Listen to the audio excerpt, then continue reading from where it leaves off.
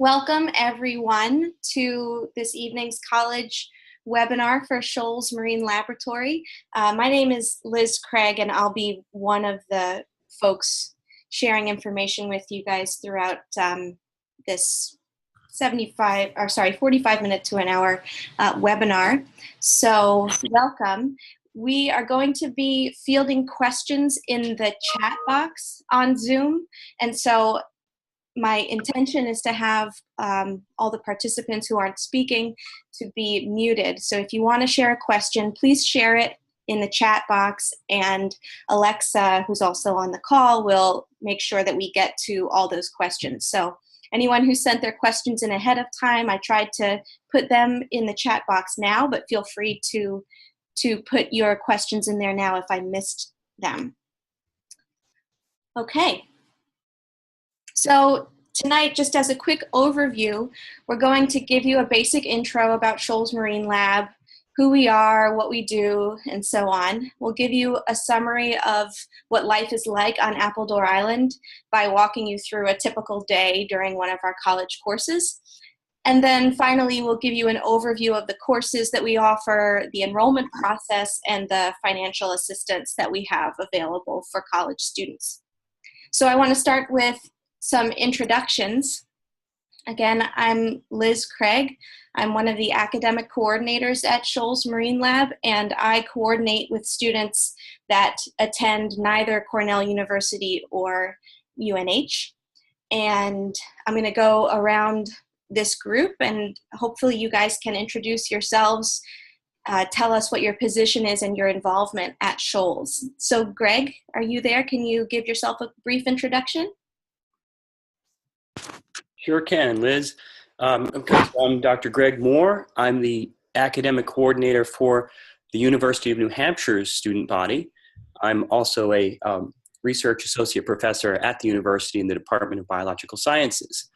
Out on the island, I teach a coastal habitat research methods course, in addition to my role with students and faculty on campus. And I think that covers it for the time being, Liz. Great. Thanks, Greg. Robin? Hi, everybody. I'm Robin. I'm the academic coordinator for Cornell students and also our high school student population. I'm also a senior research associate at Cornell University, and on Appledore, I have taught in the evolution course, 1780. And this summer, we're doing archaeology, island archaeology, and I'm co-director of the Isles of Shoals Archaeology Project, so I'll be focusing on archaeology and historic resources this year.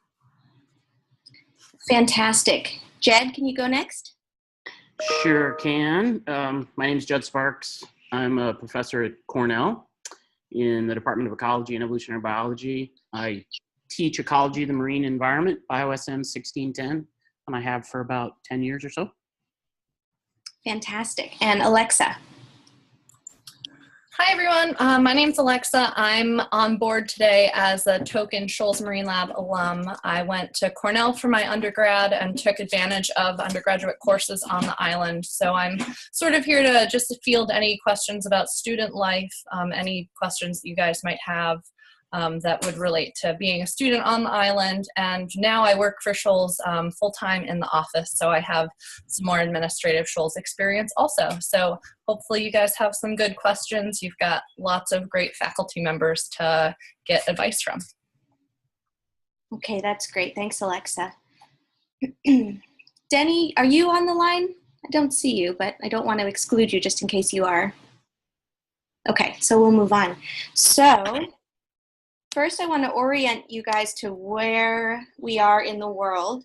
So I'm starting here on a Google map. It's a pretty broad view, so you have a sense we're in coastal New England here.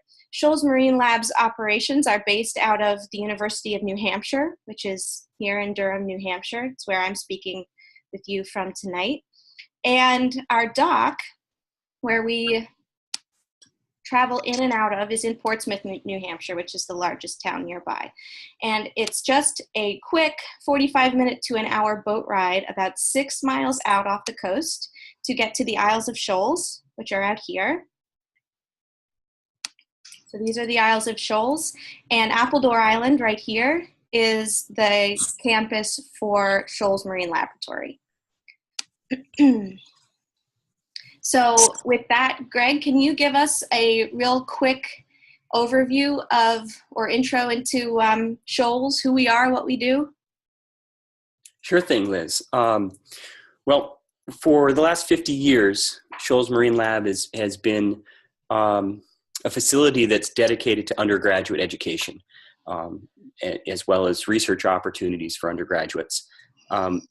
Broadly, we have courses in topics such as marine biology, conservation, zoology, marine ecology, fisheries, sustainability, engineering, and Liz will get into greater detail on that as we move along. In 1966, Jack Kingsbury, Cornell faculty, basically started or brought the first group of students to Appledore Island in the capacity of Shoals Marine Lab, but in a curious twist, it was 1928 when Floyd Jackson of UNH actually had brought a group of zoology students out prior to Shoals being Shoals Marine Lab. So there's a rich history of UNH and Cornell, and in fact, many faculty from really all over the world who've been contributors to this day to the Shoals experience. So as I said, our faculty are certainly from Cornell and certainly from UNH, UMass Boston, and so on. And that represents quite a swath of universities. And our students are equally diverse. We have students from literally all around the world. But just to kind of reemphasize a main point that's really unique about Shoals Marine Lab is that it is one of the few, if not the only, marine lab that is purely dedicated to the undergraduate research and education experience. And we take that to heart. That's part of our mission. And it really comes through in the dedication we have to undergraduates. And I'll turn it back to you guys. All right, thanks. So what I'm hoping we can do next is walk you guys through a typical day on Appledore Island as a college student. So Jed, can you give us an idea of what it's like to be a student for a day in your class? Sure, Liz. One thing's for sure, you never get bored on Shoals. Different than an on-campus type of course is it's pretty much busy the entire day, and every day is a little bit different. In EME, you might have a day where, depending on the tide, you're up very early doing field work in the intertidal, then back for breakfast, have a lecture, then 2 or 3 hours working on data or working up your projects. In the afternoon, we could have a field trip. We may go whale watching or to mudflat ecosystems, be back in time for dinner, and then have another evening lecture. So it's both filled completely every day and a diverse number of activities that you'll do during a day. Main thing is you have to sleep so you can actually get up and do it the next day. Awesome. Thank you, Jed.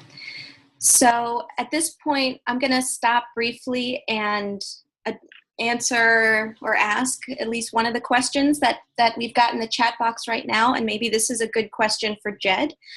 The first question is, what course materials should be purchased ahead of time and brought to Appledore Island? And will there be an opportunity to purchase any course materials on Appledore Island? Oh boy, you're gonna ask me a question maybe I can't answer. I don't know. Well, you can probably answer the first part, which is what kinds of materials do you expect your students to come to the island with? So we expect very little. The textbook that we use, we have one on reserve in case you want to look at it, but you don't have to purchase the textbook. So most of it are just things that will help you in the field. So appropriate field kind of clothing and field notebooks, headlamp, all of that kind of good stuff. But other than that, it's just a good attitude. That's all I want you to bring. Awesome. Alexa, do you have anything to add to that? Sure. I know that just in general, most college students come prepared with a laptop from their home institution anyway, but most students also bring that laptop to Shoals, so that would be used for any of the lecture review materials, any online research you would need for a project that you were doing for your class. Excel and Word are both nice programs to have so that you could crunch numbers or write up a lab report to help study. And then in terms of a field material that's available on the island, there's a small store that has basic supplies, souvenirs, but also these really neat Write in the Rain notebooks. It's a small spiral bound notebook that's waterproof so that you could take it into the field, you could fall in the water, you could drop it in the water, and you wouldn't lose the data from anything that you had been working on. So that's something that you don't have to bring and is available on the island. Not mandatory, but sometimes students find it's a nice thing to have for notes in the field beyond your regular class notes and laptop. This is Greg. I'd like to just piggyback on that if I could, Liz. Sure. Well, I'll follow up as well as in Jed's comment that for the most part, the faculty try to create such a unique experience that unlike a campus class where one book is the right choice, for Shoals, we're really putting together really custom-made materials for students. And certainly, I do that in my own class in coastal habitat research methods, where there's articles from primary literature. There's segments of so many different books and texts, whether it's taxonomy or systematics or whatever it has to be for your specific class. So we try to make that all available. And I think it really comes down to how customized the course really is to the unique setting. And I just thought I'd put that in. Excellent, thanks. And also I want to let you guys know that once you are enrolled in a course, you'll receive a welcome message from us, and that will include links to all sorts of materials about Appledore Island, including a packing list. So we have a long list of items that we recommend that you bring, and so we've thought of everything, even if you haven't. So you'll be sure to have access to that before you come out to Appledore Island. Okay. Remember, if you have more questions, please go ahead and put them in the chat box. In the meantime, I think we're going to move on, and I'm going to give you guys an overview of our courses and our enrollment process. So I'm going to leave this beautiful drone footage and take you to our website. Let's go. Here we are. And in fact, I could take you to Google first, but really it's very simple to find our website. You can Google Shoals Marine Lab or find us at shoalsmarinelaboratory.org. So this is our homepage, and basically as a college student, the majority of the information that you need is under this Student Education tab. And I'm going to start by talking about courses. So I'm going to click on the Undergraduate Courses link here. Okay, so our courses are typically 2 weeks long, and you will earn a full semester worth of credit during those 2 weeks. At Cornell, that means you'll earn 3 credits. If you're enrolling through UNH, which is the case for UNH students or students coming from other universities, you'd earn 4 credits during those 2 weeks. Now, if you're a student coming from another institution, you do also have the opportunity to sign up through Cornell if you want to, but we typically sign up students through UNH because the external tuition rates are slightly less expensive. Now, I should mention that you can only take 1 course at a time with us at Shoals, and to go back to what Jed described in terms of a day in the life, there's really no time for you to do anything but work on your coursework for a single class in the course of those 2 weeks. So you can take multiple classes out at Shoals over the summer. You can take classes back to back. You can even take 4 classes and make it into a whole semester, but only 1 course at a time, since these are really very intensive. So here's our course page. We offer 15 different credit courses, or 15 different courses over the course of the summer.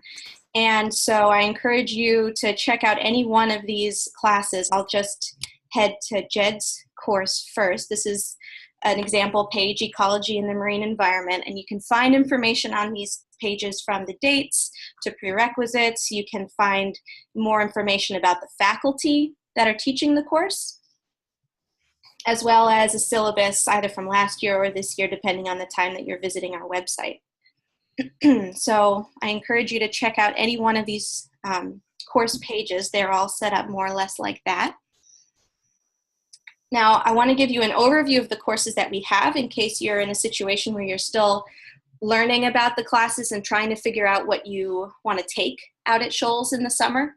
So I think of our courses in 3 different categories. The first category being our broader scientific subjects like ecology, evolution, behavior, all taught through the lens of life on the Isles of Shoals and the surrounding Gulf of Maine. So that's the first group of classes, like ecology and the marine environment, evolution and marine diversity, field animal behavior, oceanography. All of these courses are broad topics, but you really delve into them with specific examples of what's going on right in front of you in the field.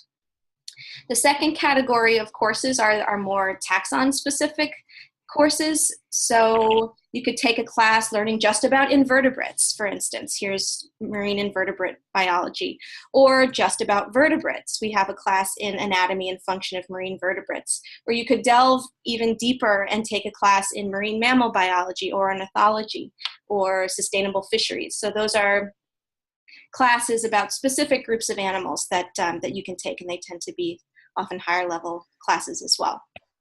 And the third category of courses are focused on research methods.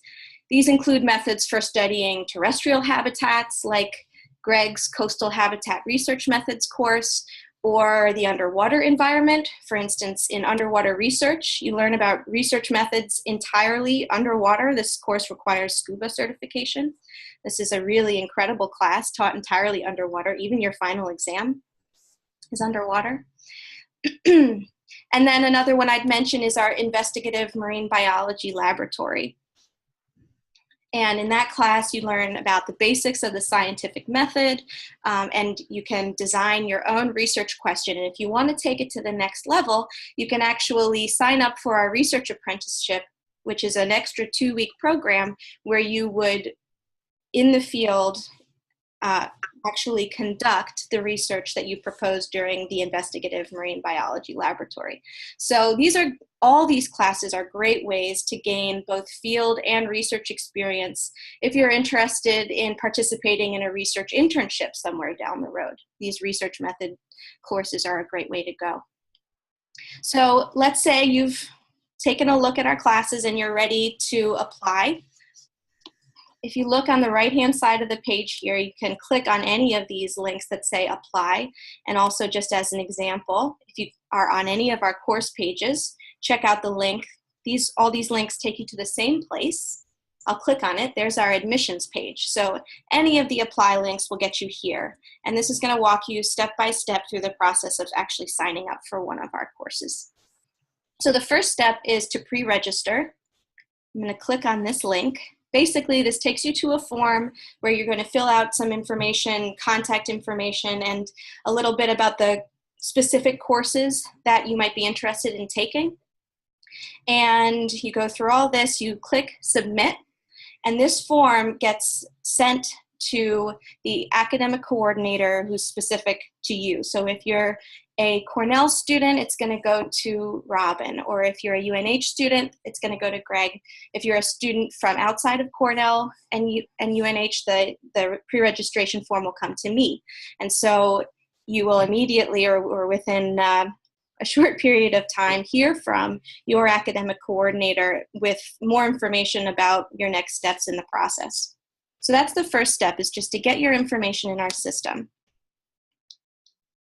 The second step is financial support and scholarships. So one of the boxes you can tick on your pre-registration form is whether you're interested in receiving financial support. So I'm going to click on this step 2. We offer 2 types of financial support, need-based and merit-based scholarships. So need-based scholarships, if you have a FAFSA from your home institution, we use your expected family contribution to determine your level of need-based assistance. And I would say that these scholarships are available on a first-come, first-served basis. So be sure, if you're interested in receiving need-based assistance from Shoals, that you apply as soon as you can. The second category is merit-based scholarships, and these are available to Cornell and UNH students as our member schools. The application for this year has already passed, but if you're a Cornell or UNH student that is interested in a merit-based scholarship, be sure to apply for next year. But in the meantime, need-based scholarships are still available on a rolling basis. And the last aspect of financial assistance that I want to mention are our student staff opportunities. So if you are, here, I'll actually click on this link, learn more. If you're interested in coming out to Shoals for a longer period of time, again, there's no time during the day that you're taking your classes that you would be able to work as student staff. But if you want to come out a couple of weeks ahead of time or a couple weeks after, we offer student staff positions ranging from 2 to 6 weeks typically. And when you're working as student staff, it's not particularly glamorous work. You're not going to be doing research in a lab. You'll probably be helping out in the kitchen, maybe cleaning the dorms, doing all of the work or a lot of the work that it takes to keep Appledore Island running throughout the summer. It's a great way to become more integrated into the Shoals community. You get to spend a lot more time. You get to interact with the staff.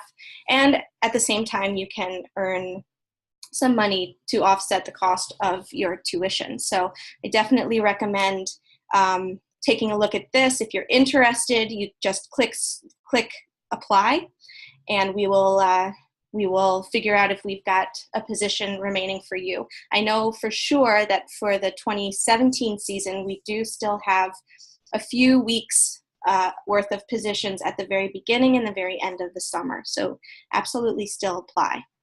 Liz, if I can jump in here on this. Please do, Greg. I just can't help it, but to add that there are some really glamorous roles you can have as a student staff position. If you're lucky enough, you get to do some trail maintenance or light landscaping on the island. And I've had a student who took my coastal habitat field research methods class and learned a lot about the flora of the island. And the next thing you knew, he was clearing trails and IDing things on the trails as he was cutting them back to make way for students' access across the island. So there's a whole host of things, and it really is a great way to become part of the team out there. So fantastic. Thanks, Greg. Okay, so I'm going to back it up. So we've gone through financial support and scholarships. So we went through the first 2 steps here. Now, once you've done all this, you will already be in touch with an academic coordinator. You might be in touch with someone else about student staff positions. So you will already have received information from us about course enrollment. But just in case you don't get the message either through an email or through the pre-registration confirmations that we send you, we do have all the course enrollment information also here on our website. Now, since we are a complicated institution with 2 parent organizations, the enrollment process works differently depending on your home institution. So if you're a Cornell student, you're going to enroll through the Cornell summer session. If you're a UNH student, you will enroll through the UNH summer session. And if you're an other undergraduate from a non-UNH, non-Cornell student, then you also will likely enroll through the UNH summer session. But you, at this point, will have received a lot of information from us, including contact information for the appropriate registrar and information on what your tuition bill is and how to pay it. So hopefully that information is clear, either if you've already gone through this process. Hopefully it was clear, but if not, and you're on the webinar right now, now is a great time to ask questions about the enrollment process. Or if you think that you might have a question down the line, if you can think of specific questions. Now, in the meantime, while you're typing your questions, I have lost the chat box, but Alexa, I do believe there was another question.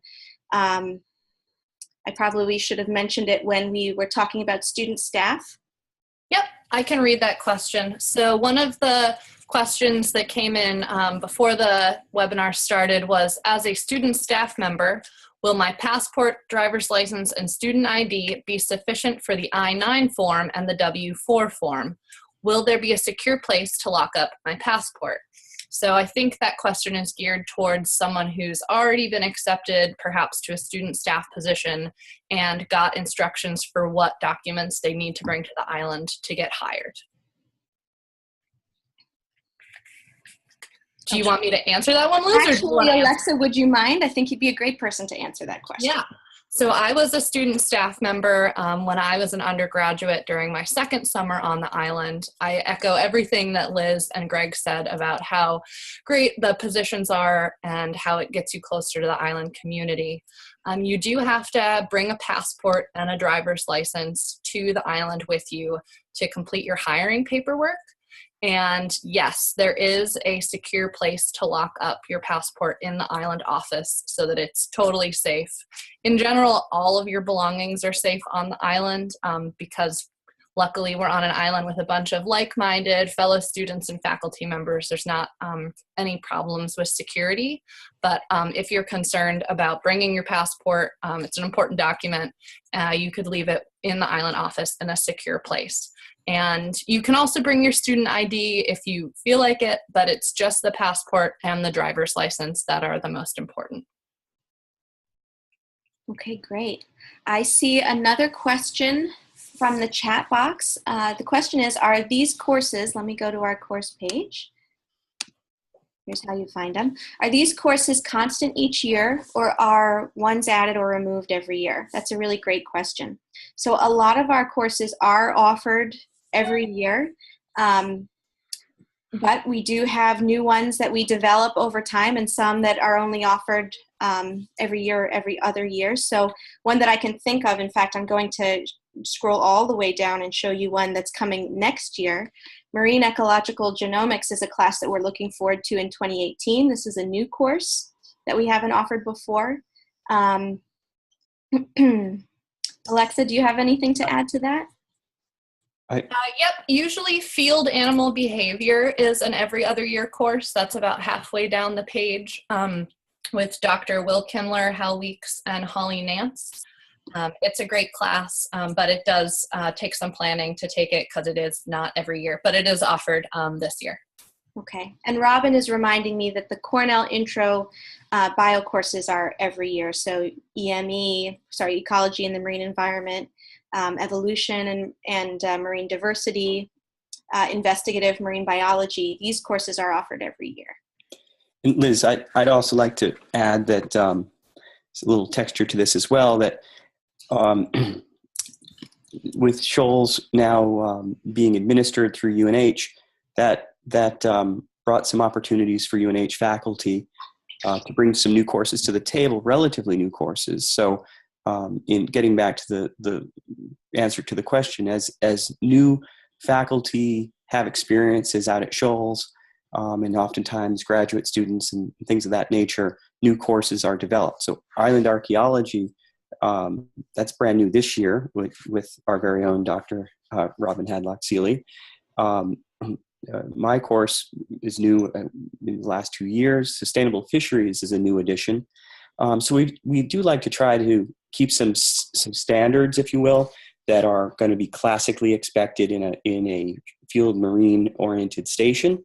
But we're also keeping an open mind about diversifying the portfolio, if you will. Some of the new sustainable engineering courses that are not listed here, that type of thing. So we're always kind of looking out for what we feel students want, and pairing that with what as academics we feel are important for students' learning. So it's going to be always a good mix of some standards and some new innovations that follow trends in research and popularity. Thank you, Greg. Okay, are there any other questions from our participants this evening? Well, I really appreciate everyone's participation. I'm going to quickly put up the contact information again for the 3 academic coordinators. So remember, if you're a UNH student, you can contact Greg anytime, day or night, at that email address. Cornell students can reach out to Robin, and I am very happy to speak with students from all other schools. And so if you think of questions in the near future, feel free to reach out to us or go to our website. You can put inquiries in on our main website as well. All right, thanks everyone.